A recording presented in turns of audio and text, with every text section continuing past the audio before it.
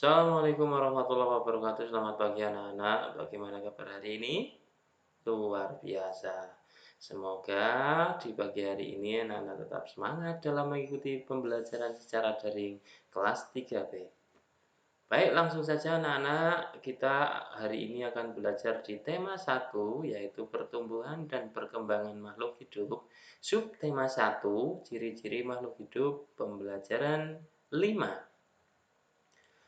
Baik, anak-anak, setelah pembelajaran ini selesai, Pak Guru berharap nanti kalian akan bisa menulis cerita dengan kosakata yang tepat, ya.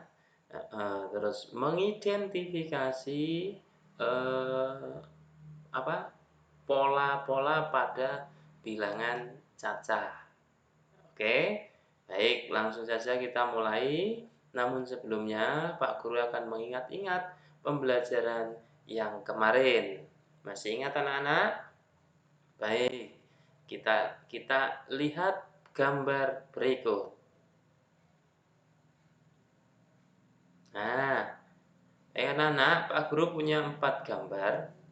Gambar 1, gambar 2, gambar 3, gambar 4. Ada cerita apakah di balik gambar-gambar ini? Kita lihat. Pada gambar 1, mana gambar 1? Nah, Udin dan teman-teman sedang bermain. Gambar 2, salah satu teman Udin yang sudah bermain tanpa mencuci tangan langsung makan. Sementara Udin dan teman-teman lainnya cuci tangan dulu. Oke, di gambar ketiga ada apakah?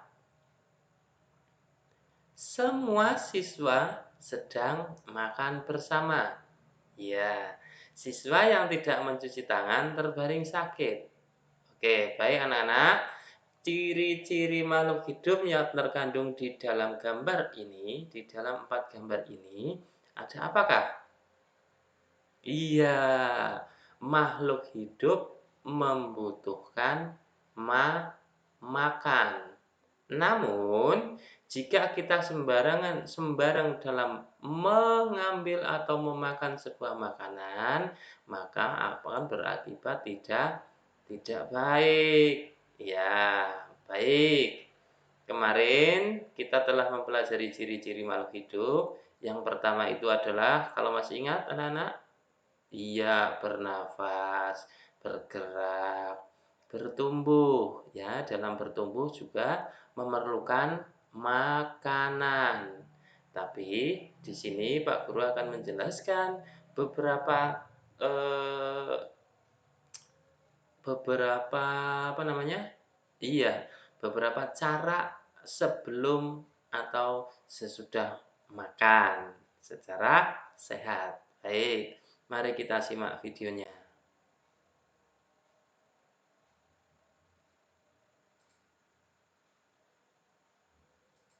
Nah, sebelum kita makan, itu kita harus mempunyai aturan. Ya apa tidak? Apa aturan sebelum makan? Di gambar pertama ini ada makanan yang tertutup. Ya apa tidak? Terus Siti sebelum makan itu mencuci tangan. Ya apa tidak? Nah, ini sudah ada dibuka makanannya, sudah kelihatan itu. Namun Siti tetap berdoa sebelum makan. Baik. Nah, ini dia aturan sebelum makan. Salah satu ciri makhluk hidup adalah tumbuh. Ya apa tidak? Untuk bertumbuh, makhluk hidup perlu makanan dan juga air. Makanan yang baik untuk pertumbuhan adalah makanan yang bersih dan sehat. Nah, kebersihan makanan juga akan mempengaruhi pertumbuhan. Jika makanan yang kita makan tidak bersih, maka kesehatan dan pertumbuhan kita pun akan berpengaruh. Iya, akan terpengaruh. Nah, di sini salah satu cara menjaga makanan agar tetap bersih adalah dengan cara menutup, ya. ditutup seperti tadi pada gambar 1. Hal ini perlu dilakukan kenapa? Nah, agar makanan tidak dihinggapi lalat atau hewan-hewan lainnya. Nah, makanan dapat menjadi tempat lalat. Untuk apa? Bertelur yang nantinya menyebabkan makanan menjadi kotor. Ya, paham anak-anak ya? Jadi, makanannya kalian itu setelah kalian makan masih ada sisanya atau sebelum kalian makan itu harusnya hendaknya ditutup biar lalatnya tidak masuk, tidak hinggap di atas makanan yang belum kita makan. Begitu ya. Di tempat kalian juga sebelum kalian makan di meja makan dan hendaknya dikasih tutup biar makanan tetap bersih dan juga sehat. Baik, kita lanjutkan lagi. Selain menjaga kebersihan, kita juga harus berdoa sebelum makan. Seperti Siti tadi pada gambar ketiga ya. Sebelum kita makan, kita berdoa. Kemudian makan sesuai kebutuhan. Jangan terlalu kenyang, ya. Jangan terlalu berlebihan. Nanti tidak baik, nanti mules perutnya jika kalian makan terlalu kenyang. Sesuai kebutuhan saja. Menjaga kebersihan makanan. Makanan yang kita makan selalu kita jaga kebersihannya ya. Jangan sampai makanan yang kita makan itu tidak bersih. Nanti berpengaruh kepada tubuh kita. Nah, serta berdoa sebelum dan sesudah makan. Ayo, siapa yang sesudah makan atau sebelum makan berdoa? Kecuali Siti, tadi Siti sudah berdoa. Wida, oh Wida ya, Wid 100 Wid. Kemudian siapa? Vanessa, oh ya Vanessa siap. Nah, berdoa sebelum dan sesudah makan itu merupakan contoh sikap bersyukur. Nah, sikap bersyukur merupakan pengamalan sila pada sila berapa? Sila pertama, Pancasila. Siapa yang hafal? Sila pertama itu apa? Yuk, Sigit. Sila pertama apa, Git? Iya, pinter Sigit. Ketuhanan yang Maha Esa. Pinter, 100 buat Sigit. Nah, oke. Jika kita sudah makan sesuai kebutuhan, kemudian menjaga kebersihan, serta berdoa sebelum atau sesudah makan, berarti kita sudah melaksanakan sila pertama pada Pancasila. Iya. Tadi Sigit sudah menyebutkan sila pertama ketuhanan yang Maha Esa. Ya apa tidak, Git? Nah, oke kita lanjutkan lagi. Lanjut lagi ya, Git. Nanti ada sila-sila berikutnya, Git. Tenang saja. Nah, berdoa juga menunjukkan sikap berterima kasih kepada Tuhan. Selalu berdoa sebelum dan sesudah melakukan kegiatan juga merupakan contoh pengamalan sila pertama Pancasila. Seperti tadi, sebelum kita mulai kan kita berdoa dulu, ya. Nanti di akhir kegiatan kita juga berdoa. Nah, begitu ya anak-anak. Itu merupakan pengamalan Pancasila, terutama sila yang pertama. Paham? Sampai sini paham anak-anak? Iya, oke kita lanjut lagi. Nah, ini ada makan. Nah, hal-hal yang dilakukan sebelum kita makan. Yang pertama, cuci tangan. Kemudian apa? Berdoa. Kemudian makanannya harus makanan yang baik untuk kesehatan. Oke, paham ya? Iya. Nah, kita lihat lagi. Makhluk hidup dalam bertumbuh itu memerlukan makanan. Nah, di sini ada contoh makanan atau minuman. Apa itu? Iya, susu sapi. Susu sapi baik juga untuk kesehatan. Seperti yang ada di kantin-kantin sekolah kalian itu loh. Yang sekarang sudah sangat canggih dikemas dalam bentuk kotak. Nah, susu kotak. Nah, di sini susu sapi adalah salah satu contoh makanan atau minuman yang sangat baik untuk kesehatan. Beberapa perusahaan memproduksi susu sapi dalam bentuk kemasan, seperti yang dijual di kantin-kantin sekolah kalian itu. Di rumahnya Yusal misalkan, itu kan menjual susu kotak. Lebih kreatif lagi, di rumahnya Yusal dikasih di dalam kulkas biar tetap dingin, biar tahan lama. Nah, agar mudah dikonsumsi, para produsen-produsen atau para perusahaan mengemasnya dalam bentuk kotak. Iya. Berikut ini adalah jumlah susu kemasan kotak yang dapat dihasilkan oleh beberapa perusahaan. Nih, ada beberapa perusahaan yang memproduksi susu kotak. Nah, produksi-produksi itu ada di perusahaan A, perusahaan B, perusahaan C, perusahaan D, dan juga perusahaan E. Nah, berapa saja yang dihasilkan per bulan di perusahaan-perusahaan itu? Nah, kita lihat. Ada perusahaan A. Berapa kotak dalam sebulan? 1.200 kotak. Ini ya. Kemudian perusahaan B. Berapa kotak? 3.000 kotak. Kemudian perusahaan C, ada berapa kotak? 4.800 kotak. Kemudian perusahaan D, itu berapa kotak? 3.250 kotak. Kemudian yang terakhir, perusahaan E, ada berapa kotak itu? 2.200 kotak. Nah, pertanyaannya, manakah perusahaan yang menghasilkan susu kemasan kotak paling banyak di setiap bulan? Nah, kita lihat.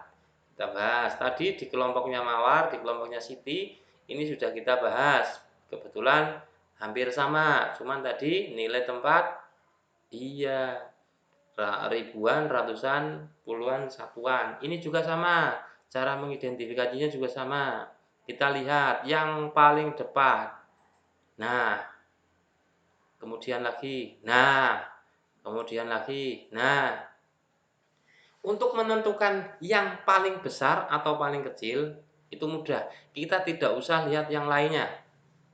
Kita cukup lihat yang paling pertama. Nah, ini paling depan itu adalah ribuan. Ya, ribuan. Nah, kita hanya perlu membandingkan dari sini 1, 2, 3, 4, 5 ini, itu yang paling besar itu yang mana? Nanti akan ketemu jumlah yang terbesar. Nah, yang mana yang paling besar? Yang mana? Ayo. Iya, betul. 4.800 kotak. Itu siapa? Perusahaan C. Nah, pertanyaan Pak Guru. Oke, silakan tanya.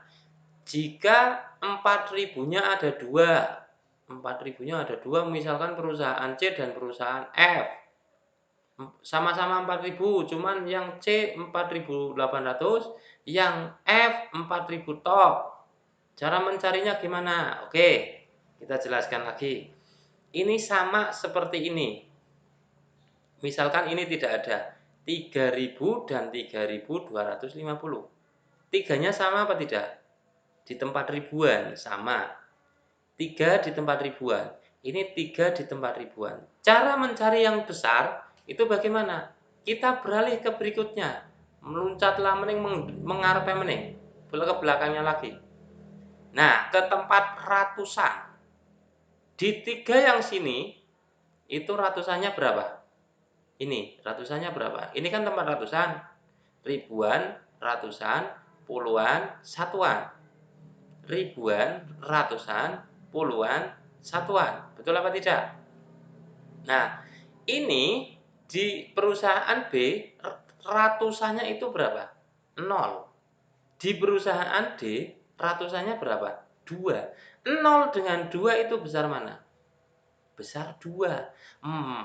Jika terdapat seperti ini, maka kita lihat ratusannya. 3 ribuannya sama, ratusannya berbeda. Maka kita lihat ratusannya. Ya apa tidak? Nah, jadi antara B dan D itu yang besar mana? Iya, yang D. Paham? Paham apa tidak? Oke, kita lanjut. Nah, pertanyaan kedua. Manakah perusahaan yang menghasilkan susu kemasan kotak paling sedikit setiap bulan? Sama, kita lihat depannya saja. Nah, tadi kita mencari yang paling besar. Dari 1, 3, 4, 3, 2. Yang paling besar yang 4. Sekarang kita tinggal kebalik. Tinggal kita balik. Kita cari yang paling kecil. Di antara angka-angka ini, itu yang paling kecil mana? Yang paling kecil mana? Ini? Oh, bukan. Ini? Nah, ini ya. Ini. Berarti ketemu sudah jawabannya. Jawabannya berarti yang apa? Yang perusahaan A. Nah, kan? Perusahaan A yang paling kecil atau paling sedikit menghasilkan susu kotak 1.200. Paham? Sampai sini paham? Nah, pertanyaan berikutnya. Berapa jumlah susu kemasan kotak yang dihasilkan perusahaan A dan perusahaan D? Perusahaan A ditambah perusahaan D, begitu ya. Oke, kita bahas. Nah, permasalahan tersebut itu diselesaikan dengan penjumlahan. Ya. Penjumlahan dapat dilakukan dengan cara susun ke bawah. Letakkan bilangan itu sejajar sesuai nilai tempatnya. Yang ribuan dengan ribuan, yang ratusan dengan ratusan, yang puluhan dengan puluhan, yang satuan dengan satuan. Lalu jumlahkan sesuai kelompok. Nah, nih, perhatikan. Perusahaan A menghasilkan 1.200 kotak. Perusahaan D menghasilkan berapa? 3.250 kotak. Oke, kita jumlahkan. 1.200 itu yang A, kemudian 3.250 itu yang D. Oke, kita jumlahkan lagi. Nah, kita hitung dari yang paling belakang, dari tempat satuan. 0 ditambah 0 berapa? 0. Ini satuan. Oke, 0 ya. Oke, kita ke tempat puluhan. 0 ditambah 5 berapa? 0 tambah 5. Berapa 0 tambah 5? 5 kan? Oke, kita ke tempat ratusan. 2 tambah 2 berapa? 4. Ribuannya kita jumlahkan 1 ditambah 3. Berapa? 4. Ketemu apa tidak? Ketemu. Jadi jumlah antara perusahaan A dan perusahaan D itu berapa? Jumlahnya berapa? Ya ketemu. Ini 4.450. Nah, paham ya? Paham ya? Paham? Oke. Ini tadi soalnya. Ini ketemu jawabannya 4.450. Kesimpulannya. Oke. Setelah tadi kita belajar bersama, kita jelaskan bersama, kita sekarang simpulkan bersama-sama. Baik. Dari yang paling pertama tadi, mencermati kosakata. Ya, itu masuk bahasa Indonesia ya, anak-anak. Ya, kita simpulkan di pelajaran bahasa Indonesia, kita dapat mencermati kosakata dalam teks tentang konsep ciri-ciri makhluk hidup yang ada di lingkungan. Ya apa tidak? Kemudian yang berikutnya, kesimpulan berikutnya. PKN. Tadi memahami arti gambar, arti pada lambang negara, Garuda Pancasila. Tadi sila yang iya, ketuhanan yang Maha Esa. Baik, kemudian terakhir matematika. Menjelaskan sifat operasi hitung pada bilangan cacah. Penjumlahan tadi ya, pada bilangan cacah. Nah, baik. Setelah kita mendapatkan kesimpulan, Pak Guru di sini punya 2 pertanyaan sebelum ke tugas. Sebelum ke tugas, kalian jawab dulu 2 pertanyaan ini. Apa saja yang harus kita lakukan sebelum makan? Nah, silahkan ini nanti dijawab di buku kalian. Kemudian yang kedua, berapa jumlah susu kemasan kotak yang dihasilkan perusahaan B dan perusahaan D? Baik, ini nanti dijawab di buku kerja kalian sebelum kalian mengerjakan tugas. Ya, nanti ada tugas. Tugasnya nanti akan Pak Guru share setelah pembelajaran ini, setelah materi ini. Oke, baik anak-anak. Demikian penjelasan di pembelajaran 5 pada pagi hari ini. Semoga kalian dapat memahami apa yang tadi Pak Guru jelaskan, ya. Begitu, tugas nanti menyusul setelah materi ini di WhatsApp grup kelas 3B. Demikian yang bisa Pak Guru sampaikan, banyak kekurangan Pak Guru minta maaf. Sekian, assalamualaikum warahmatullahi wabarakatuh.